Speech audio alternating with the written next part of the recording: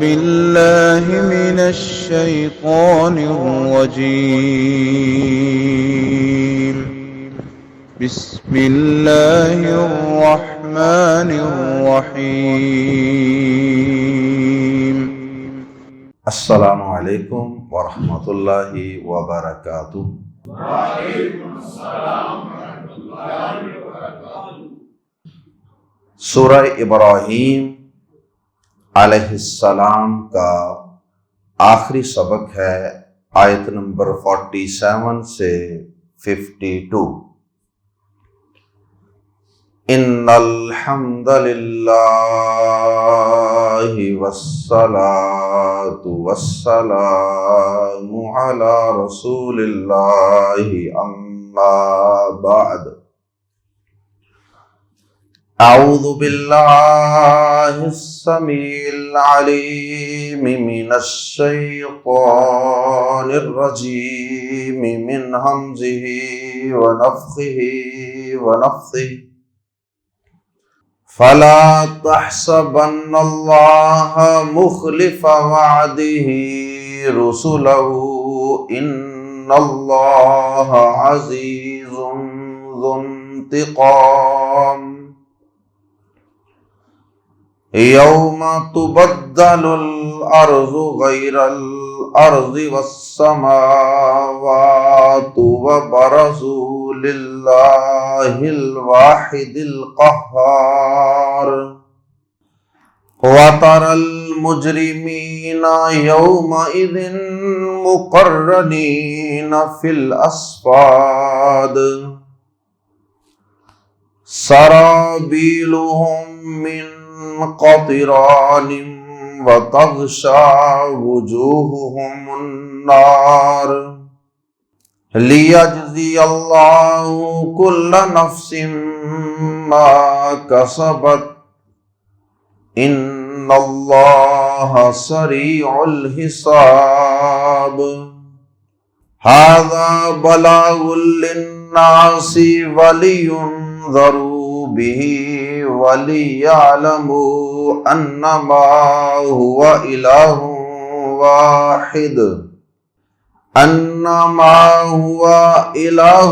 وَاحِدٌ وَلِيَذَّكَّرَ أُولُو الْأَلْبَابِ۔ گزشتہ آیات میں اللہ رب العزت نے قیامت کے دن ہونے والے اور پیش آنے والے کچھ واقعات کا اور کچھ احوال کا تذکرہ فرمایا۔ مشرکوں کے ساتھ اللہ کے باغیوں، نافرمانوں اور ناشکر لوگوں کے ساتھ کل قیامت کے دن کیا ہونے والا ہے، اس کی اللہ رب العزت نے ایک جھلک ہمیں دکھائی۔ اور پھر اللہ رب العزت نے آیات زیر تفسیر میں یہ بات بڑی تاکید کے ساتھ بیان فرمائی کہ یاد رکھنا کہ اللہ کے یہ جتنے بھی وعدے ہیں، چاہے یہ وعدے اہل ایمان کے ساتھ ہیں، انبیاء کرام کے ساتھ ہیں، اور چاہے تو یہ وعدے اللہ کے اپنے دشمنوں، باغیوں، نافرمانوں، کافروں، مشرکوں کے ساتھ ہیں، یہ وعدے بہرحال ہر صورت پورے ہو کر رہیں گے۔ اور وہ وعدے کیا ہیں؟ اہل ایمان سے وعدے ہیں ان کی نصرت و تائید کے، اور آخرت میں ان کے ساتھ وعدہ ہے اللہ کی جنتوں کا اور اس جنت کی نعمتوں کے ملنے کا، اور کفار کے ساتھ وعدہ ہے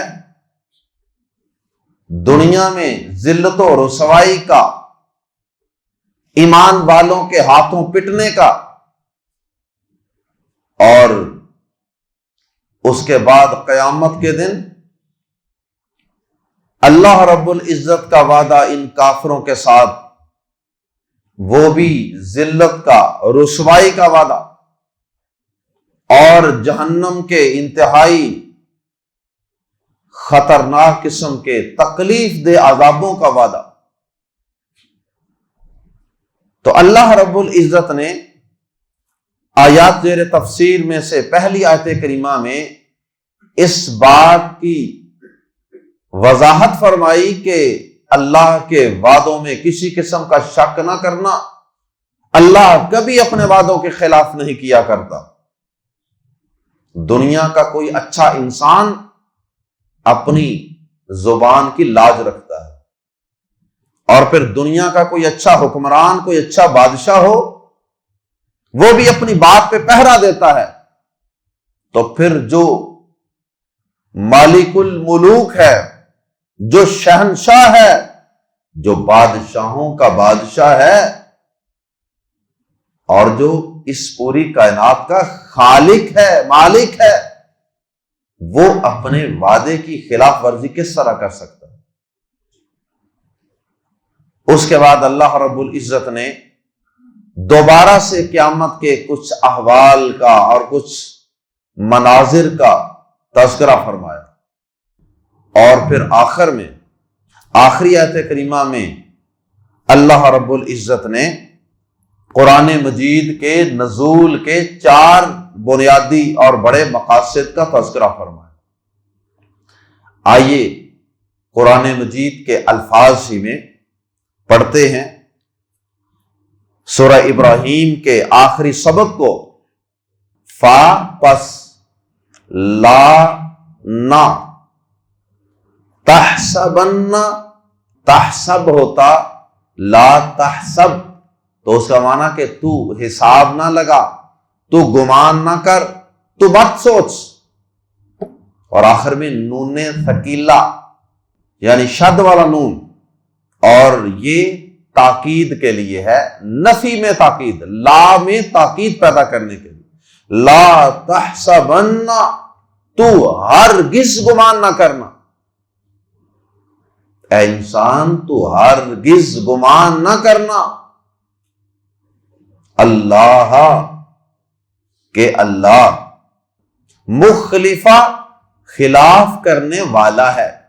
مخلف میپشمو والا کا معنی دیتا ہے، اسم الفاعل، جیسے مؤمن، مشرک وغیرہ۔ تو اسی طرح مخلف خلاف کرنے والا، مخلفہ خلاف کرنے والا، وعدی ہی اپنے وعدے کے، رسولہ اپنے رسولوں سے، یعنی اپنے رسولوں کی زبان سے کیے گئے وعدے، یا اپنے رسولوں کے ساتھ ہی براہ راست کیے گئے وعدے۔ رسولوں سے بھی تو اللہ نے یہی وعدہ کیا تھا نا، ہم ضرور بے ضرور تمہاری مدد کریں۔ تو اللہ پاک نے انبیاء کرام سے بھی اپنی نصرت و تائید کے وعدے کیے، اور کافروں کی شکست اور ان کے مغلوب ہونے، دنیا میں بھی اور آخرت میں بھی ذلیل و رسوا ہونے کے وعدے۔ تو فرمایا کہ فلا تحسبن اللہ مخلف وعدہ رسلہ، پس تو ہرگز گمان نہ کر کہ اللہ اپنے رسولوں سے اپنے وعدے کے خلاف کرنے والا ہے، کہ جو اللہ نے ان سے وعدہ کیا اللہ ان کے ساتھ اس کے خلاف کچھ کر دے، ایسا نہیں ہوگا۔ ان اللہ، بے شک اللہ، عزیز سب پر غالب ہے، ذو والا، انتقام بدلہ، ذو انتقام بدلہ لینے والا۔ اللہ اپنے رسولوں سے کیے گئے وعدوں کے خلاف کرنے والا ہرگز نہیں ہے، اور یہ بات کبھی سوچنا بھی نہ، یہ گمان اور خیال بھی نہ دل میں لانا کہ اللہ اپنے رسولوں سے کیے گئے وعدوں کے خلاف کرے۔ اور اللہ پاک نے واقعی یہ وعدے پورے کر کے دکھائے۔ ہمارے نبی پاک صلی اللہ علیہ وسلم کی حیات طیبہ میں بھی یہ سارے وعدے پورے ہوئے۔ اللہ اکبر۔ فرمایا کہ ہرگز گمان نہ کرنا کہ اللہ اپنے رسولوں سے اپنے وعدے کے خلاف کچھ کرنے والا ہے۔ رہی یہ بات کہ وقتی طور پہ یا تو اللہ کی طرف سے ایمان والوں کی ابتدا میں کچھ آزمائش کے لیے یا ان کی کچھ تربیت کے لیے، اور یا پھر کسی دور میں ایمان والوں کی اپنی کسی غفلت کی وجہ سے، اگر اللہ پاک وقتی طور پہ کسی وقت کافروں کو غلبہ دیے ہوئے ہے، ایمان والے مغلوب ہیں، پس رہے ہیں، کٹ رہے ہیں، تو اس کا مطلب یہ ہرگز نہ سمجھ لینا کہ اللہ اپنے وعدے کی خلاف ورزی کر رہا ہے، بلکہ اللہ پاک اپنے وعدے کے مطابق ہی وہ سارا کچھ کر رہا ہوگا، اور وہ وعدہ بھی یقیناً قرآن مجید میں موجود ہوگا۔ جیسے سورہ آل عمران میں فرمایا وَأَنْتُمُ الْأَعْلَوْنَ إِن كُنتُم مُؤْمِنِينَ، غالب تم ہی رہو گے، لیکن شرط یہ ہے کہ تم صحیح مومن بن جاؤ، صحیح ایمان والے بن جاؤ، انبیاء جیسے، صحابہ جیسے۔ رہی یہ بات کہ وقتی طور پہ ایمان والوں کا غلبہ اگر کسی وقت نظر نہیں آ رہا، تو اس سے یہ مطلب ہرگز نہ سمجھنا کہ اللہ پاک کوئی نعوذ باللہ کمزور ہے، یا اللہ پاک ان کافروں کو سزا نہیں دے رہا، ایسا ہرگز نہیں ہے۔ اس لیے فرمایا ان اللہ، بے شک اللہ عزیز، سب پر غالب ہے، ذو انتقام، بدلہ لینے والا ہے۔ عزیز مبالغے کا صیغہ ہے، اس لیے اس میں بھی مبالغہ ہے، ایکسس ہے، اس لیے ہم مبالغے کو ظاہر کرنے کے لیے کہتے ہیں صرف غالب نہیں بلکہ سب پر غالب ہے۔ اور ساتھ ہی پھر دوبارہ قیامت کے دن کے احوال کا تذکرہ، یوم، جس دن، تبدل، یہ وعدے مکمل اور کامل طور پہ کب پورے ہوں گے؟ جو اللہ پاک نے کیے ہیں قیامت کے دن۔ ان کافروں کی ذلت و رسوائی کے کچھ وعدے تو دنیا میں پورے ہوں گے، اور اصل حساب و کتاب جو ان کو چکایا جائے گا وہ کل قیامت کے دن ہوگا۔ وہ اس دن ہوگا یوم، جس دن تبدل، بدل دی جائے گی، فعل مجہول ہے، فعل مضارع مجہول، تبدل، بدل دی جائے گی، الارض، زمین، جس دن زمین بدل دی جائے گی، اللہ اکبر، غیر الارض، اور زمین سے، جس دن یہ والی زمین، موجودہ زمین جو ایک سفیر کی طرح ہے، ایک کرے کی طرح ہے، فٹ بال کی طرح کہہ لیں، انڈے کی طرح کہہ لیں، یہ زمین قیامت کے دن اور زمین سے بدل دی جائے گی۔ والسماوات، اور آسمان بھی، السماوات جمع ہے، اور سب آسمان بھی بدل دیے جائیں۔ اب یہ تبدیلی یا تو ان کی ذات میں ہوگی کہ یہ والی زمین مکمل ختم اور نئی زمین پیدا کر دی جائے گی، اور یا پھر یہ تبدیلی صرف ان کی صفات میں آئے گی کہ جس طرح کی زمین اور جس طرح کے آسمان ہم دنیا میں دیکھتے تھے، اس طرح کی زمین کل قیامت کے دن نہیں رہے گی، اس کی شکل، صورت، وضع، قطع، اس کا سٹرکچر سارا بدل جائے گا۔ تو یہ اللہ پاک بہتر جانتے ہیں کہ یہ ذاتی طور پہ تبدیلی ہوگی یا صرف صفات کی حد تک تبدیلی ہوگی۔ صحیح بخاری اور صحیح مسلم میں کئی ایک احادیث ہیں اس موضوع پہ۔ پیارے نبی صلی اللہ علیہ وسلم نے فرمایا قیامت کے دن یہ زمین سفید مٹیالی شکل اختیار کر لے۔ فرمایا جس طرح میدے کی روٹی ہوتی ہے اس طرح کی شکل اختیار کر لے. اور فرمایا کہ جس میں کوئی نشان نہیں ہوگا. نشان اس لیے نہیں ہوگا کہ وہ بالکل ہموار ہوگی، نہ اس پہ کوئی پہاڑ، نہ کوئی درخت، نہ کوئی ٹیلا، اللہ اکبر، نہ کوئی دریا، نہ کوئی پہاڑ، بالکل پلین سرفیس. دنیا میں وہ سفیریکل فارم میں، گولائی کی شکل، اور قیامت کے دن وہ اس طرح بچھ جائے گی جس طرح کہ ایک روٹی ہوتی. اللہ اکبر. اور ایک حدیث میں یہ الفاظ ہیں کہ اللہ پاک یہ جو زمین روٹی کی شکل اختیار کر جائے گی، اللہ پاک اس زمین کو، اس روٹی کی شکل اختیار کرنے والی زمین کو اپنے ہاتھوں میں الٹ پلٹ کر رہا ہوگا. قیامت کے دن زمین و آسمان بدل جائیں گے. یوم تبدل الارض غیر الارض والسماوات، جس دن یہ زمین اور زمین سے بدل جائے گی اور سب آسمان بھی اسی طرح بدل جائیں گے. اللہ اکبر. سب لوگ سفید مٹیالی زمین پر جمع کیے جائیں اور اس میں کوئی نشان نہیں ہوگا. جیسے سفید میدے کی روٹی ہوتی ہے اس طرح کی شکل اختیار کر جائے گی. وَبَرَزُوا، اور وہ پیش ہوں گے. وَبَرَزُوا، اور پیش ہوں گے للہ، اللہ کے سامنے، الواحد القہار، الواحد جو اکیلا ہے. اشارہ کر دیا کہ قیامت کے دن جو پیشی ہوگی نا، وہ تمہارے جعلی اور بناوٹی معبودوں کے سامنے نہیں ہوگی. قیامت کے دن یہ زمین و آسمان اللہ کے ہاتھ میں ہوں گے اور پیشی صرف اکیلے اللہ کے سامنے ہوگی. القہار، جو بڑا زبردست ہے.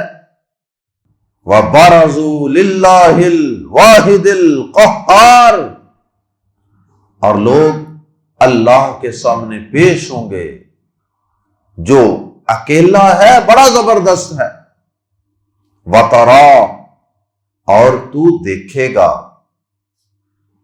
اور حدیث میں آتا ہے کہ قیامت کے دن انسان اللہ کے سامنے اکیلے اکیلے پیش ہوں گے، کسی وقت گروپوں کی شکل میں بھی، اور کسی وقت حساب و کتاب کے لیے اکیلے اکیلے پیش ہونا ہوگا.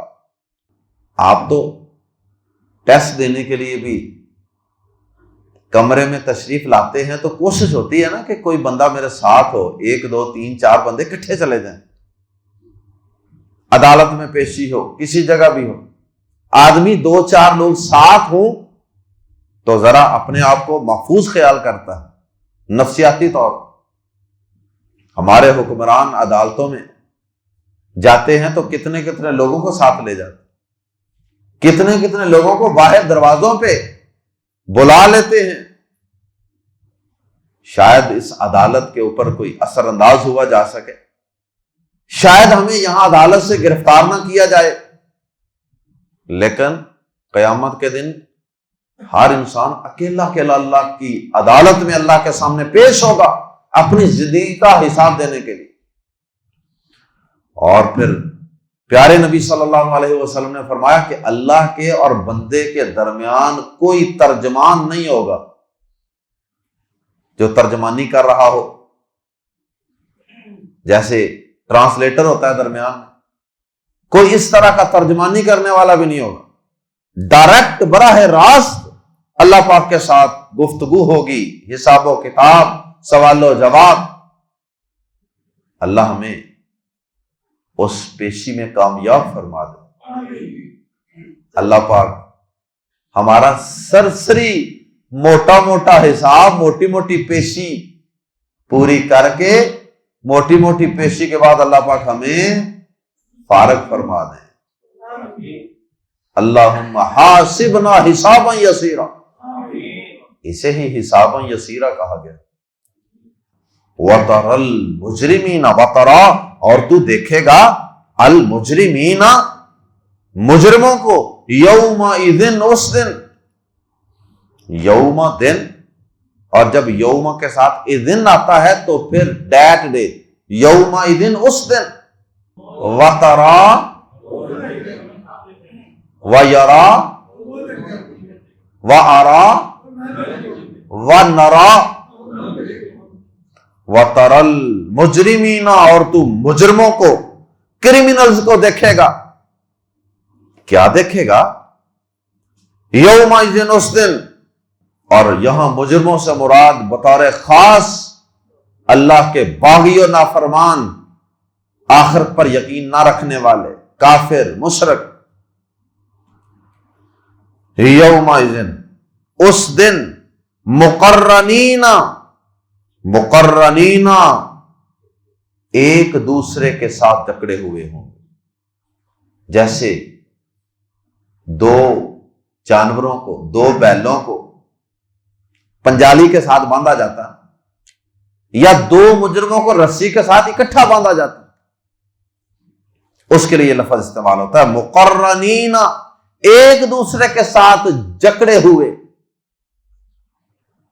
باؤنڈیڈ، فی الاسفاد، اسفاد صافد ان کی جمع ہے، اور اس کا معنی ہے زنجیروں میں، شیکلز، زنجیریں یا توق، زنجیریں پاؤں میں پہنائی جاتی ہیں، اور توق جو ہوتے ہیں وہ اوپر گردن سے پہنائے جاتے ہیں، ساتھ ہاتھ بھی باندھ دیے جاتے ہیں بعض اوقات۔ مقرنین فی الاسفاد، ایک دوسرے کے ساتھ زنجیروں میں جکڑے ہوئے، اور تو مجرموں کو اس دن زنجیروں میں ایک دوسرے کے ساتھ جکڑے ہوئے دیکھے گا، کیونکہ دنیا میں بھی وہ انبیاء کرام اور ایمان والوں کی مخالفت میں ایک دوسرے کے یار و مددگار تھے۔ الکفر ملت واحدہ کے تحت سب کافر یکجان ہو جاتے تھے، جب ایمان والوں کے خلاف کوئی منصوبہ، کوئی پلاننگ، کوئی یلغار کرنی ہوتی تھی۔ قیامت کے دن اللہ پاک بطور سزا ان مجرموں کو زنجیروں میں اکٹھے باندھیں گے تاکہ اکٹھے ذلیل و رسوا ہوں اور ایک دوسرے کی ذلت و خواری کو اپنی آنکھوں سے ملاحظہ کریں۔ تو اللہ پاک جنت میں موجود اہل ایمان کو جنت سے ان مجرموں کی جہنم میں ہونے والی ذلت و رسوائی دکھائیں گے۔ یہ مطلب ہے وَتَرَى الْمُجْرِمِينَ، اور تو مجرموں کو دیکھے گا۔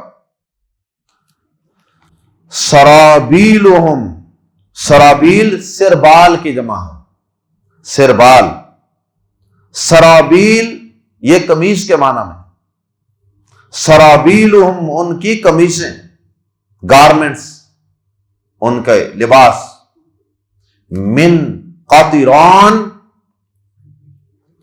قطران کے کئی ترجمے کیے گئے، رال، گوند، بیروزہ، تارکول، لوک، گندک، یا درختوں سے جو وہ گوند سی نکلتی ہے، یہ سارے اس کے ترجمے کیے گئے۔ تو بہرحال لیکوڈ پچ اس کا ترجمہ کیا جا سکتا ہے انگلش میں، کوئی بھی ایسی لیکوڈ چیز جو ان کے جسموں پر مل دی جائے گی، جسموں پر لباس کی طرح چڑھا دی جائے گی، جس چیز کو آگ فوری طور پہ پکڑ، وہ گندک ہو، وہ لوک تارکول ہو، وہ درختوں سے نکلنے والی گوند ہو، یہ ساری چیزیں ہی اس سے مراد ہو سکتی ہیں۔ اس لیے کسی عالم نے کوئی ترجمہ کر دیا، کسی مفسر نے کوئی۔ سرابیلہم، ان کے لباس، ان کی قمیصیں، من قطران، گندک کی ہوں گی، رال کی ہوں گی، بیروزہ کی ہوں گی، وَتَغْشَا، اور ڈھانپے ہوگی، وجوہ، وجہ ان کی جمع، وجوہ چہروں کو، ہم ان کے، النار آگ، وَتَغْشَا وجوہہم النار، اور ان کے چہروں کو آگ ڈھانپے ہوئے ہو۔ اللہم اجرنا من النار، اللہ اپنی رحمت سے ہمیں اس آگ سے محفوظ فرمائے۔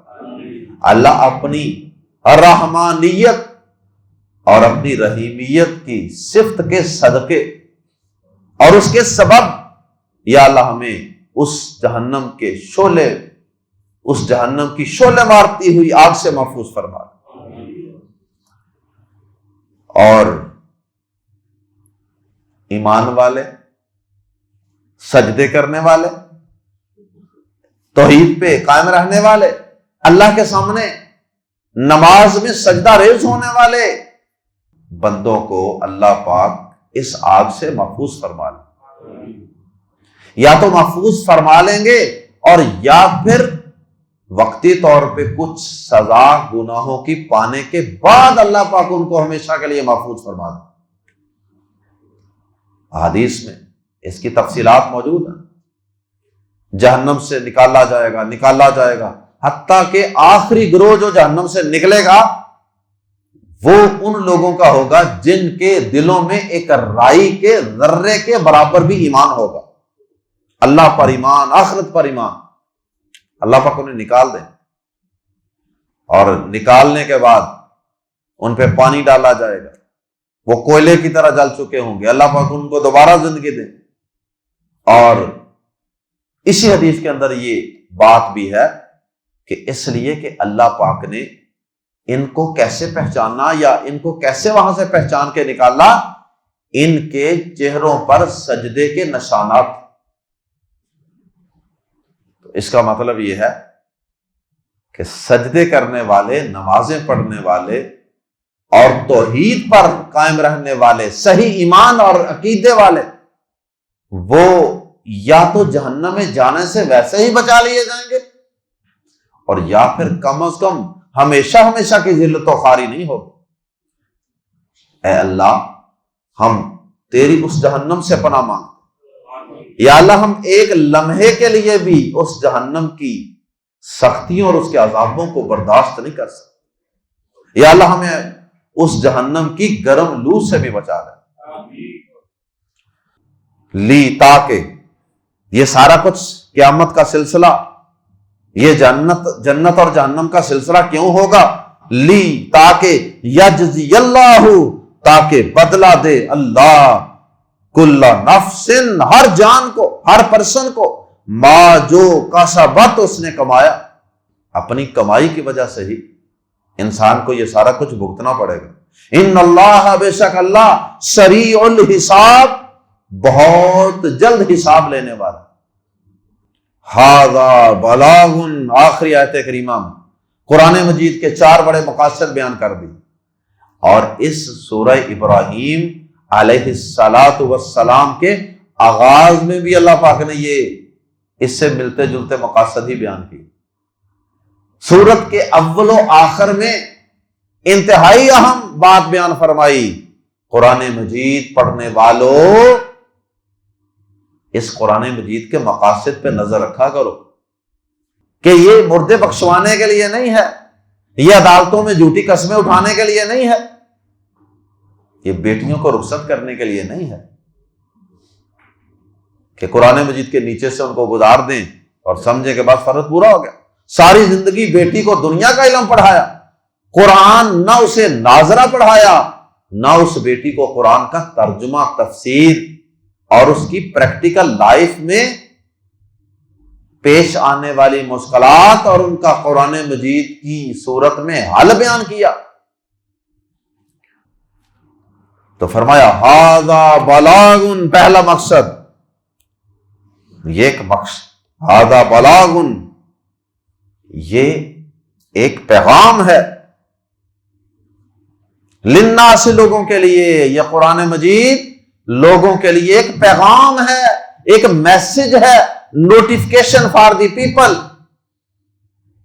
یہ صرف ثواب حاصل کرنے کی کتاب نہیں ہے، بلکہ یہ اللہ کا ایک پیغام، میسج ہے اس میں کوئی ہمارے لیے۔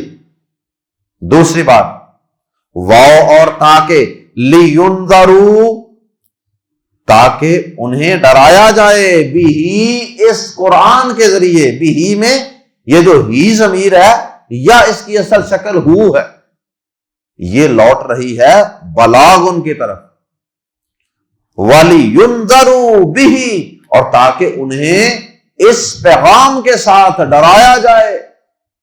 واو اور تیسرا مقصد، یعنی دوسرا مقصد ڈرایا جائے، خطرات سے آگاہ کیا جائے، اور ڈرے گا تو وہی نا جس کو سمجھ ہوگی قرآن کی، دوسرا تو بس انگلی پھیرتا جائے گا، پڑھتا جائے گا۔ وَلِيَعْلَمُوا، واو اور لمز لی، تاکہ تیسرا مقصد، یعلموا، وہ جان لیں، انما، کہ حقیقت یہی ہے، انما کہ حقیقت یہی ہے، ہوا وہ اللہ، الہ واحد، ایک ہی معبود ہے، وہ اللہ ایک ہی معبود ہے۔ قرآن مجید کے نزول کا تیسرا اور بنیادی مقصد کیا ہے کہ لوگوں کو پتہ چل جائے اللہ کے سوا اللہ کے علاوہ کوئی اور معبود نہیں ہے، صرف ایک اللہ معبود برحق ہے۔ اور اگر کسی کو قرآن پڑھ کے بھی اس حقیقت کی سمجھ نہ آئی تو پھر سمجھے کہ اس نے قرآن مجید کے نزول کا مقصد ہی نہیں سمجھا، اس نے نبی پاک صلی اللہ علیہ وسلم کی آمد کا مقصد پورا نہیں کیا، آپ کی آمد کے مقصد کو نہیں پایا۔ اور چوتھا مقصد، واو اور لام زیر لی، تاکہ، یہ تاکہ لام زیر لی سب کے ساتھ آ رہا ہے، تاکہ اسے لام کئی کہتے ہیں، کئی کا معنی آتا ہے تاکہ عربی زبان میں، واو اور لام زیر لی تاکہ یذکرا، نصیحت حاصل کریں، اولو والے، الالباب، لب ان کی جمع، الالباب عقلوں والے، لوگ ترجمہ کرتے ہیں عقل والے، آپ نے کیا ترجمہ کرنا؟ عقلوں والے، بول لیں عقلوں والے، عقلوں والو، بولو، عقلوں والے، وَلِيَذَّكَّرَ أُولُو الْأَلْبَابِ، اور تاکہ عقلوں والے نصیحت حاصل کریں۔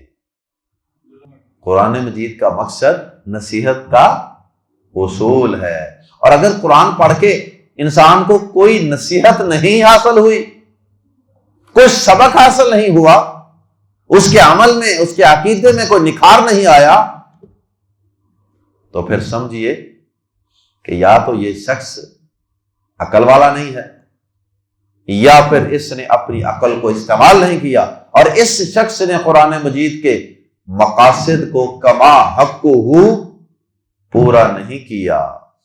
اللہ ہم سب کو قیامت کے دن کی سختیوں سے محفوظ فرمائے، اور اللہ ہمیں اس قرآن مجید کے نزول کے جو مقاصد ہیں انہیں کما حق ہو پورا کرنے کی توفیق عطا فرمائے، اور اللہ ہمیں اس قرآن کے ساتھ آخر تک، زندگی کے آخری دن کے آخری لمحے تک اللہ ہمیں جڑے رہنے کی توفیق عطا فرمائے۔ سبحانک اللہم وبحمدک، اشہد ان لا الہ الا انت، استغفرک واتوب الیک۔